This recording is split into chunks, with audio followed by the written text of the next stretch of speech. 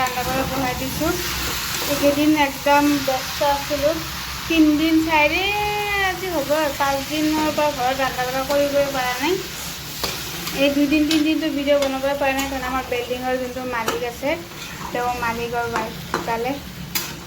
তাতে আমি ব্যস্ত আছিলোঁ। কালি 3 দিনীয়া আছিলে, এইবিলাক কিবা কিবি কাম আছে, এইবিলাক চবেই মিলি জুলি কৰিলে।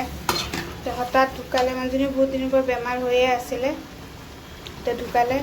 কালি 3 দিন আছিলে, দুৱাৰ চোৱা বহালে, বহুত মানুহ চানুহ খবৰ চবৰ লৈয়ে আছে। আমি ওপৰত যেতিয়া থাকোঁৱে, যিমান যাওক বহুত দিনৰ পৰা আমি এটা আছোঁ, নগ'লে বেয়া লাগে। আৰু বহুত ভাল আছিল, আমাৰ যেতিয়া বহুত মৰমো কৰিছিলে, কথা বাৰ্তা বৰ ভাল আছিলে। বাইদেউজনী বেমাৰ হৈ আছিলে বহুত দিনৰ পৰা, তাৰপিছত ঢুকালে। ডেকা মানুহ, এই আৰু তাতেই ব্যস্ত আছিলোঁ।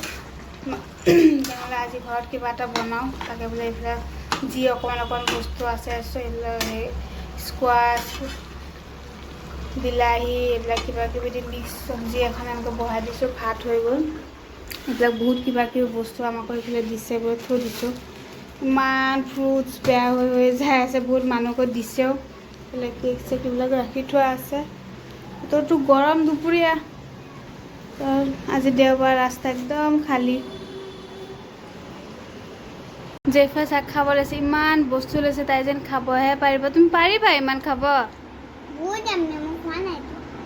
কালি এইবিলাক দিছে, চব পেকিং কৰি কৰি বস্তু কিবা কিবি, কি তৰমুজ, তাৰপিছত আপেল, খেজুৰ, বাদাম, কাজু, চব এনেকুৱা। তাৰপিছত এয়া পোলাও ফ্ৰিজত থৈ দিছিলোঁ, ঘৰৰ মানুহলৈকে তাতে ফ্ৰিজত। বন কেক আৰু এইটো মলা বুলি কয়, এয়া খাই আছে। এইফালে বুট, তাই চব লৈ আহিছে, তাই খাবহে পাৰিব। আজি ৰাতিপুৱা তাই নাস্তাও খোৱা নাই, এনেই ল'ব, লৈ পেলাই তাৰপিছত নাখাব। কেলে বুটটোকে মিক্স কৰিছা? হা?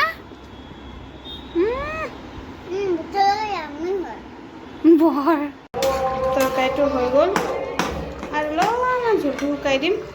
জেফাই এইবিলাক কিবা কিবি খায়ে আছে, তাইক সোনকালে দিলোঁ, খোৱা নাই, অলপ বাকী আছে।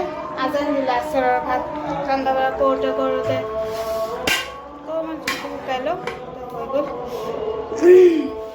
আজান দিলে জেফা ক'ত? জেফা এয়া চাব, জেফা ক'ত আছে, সেইয়া।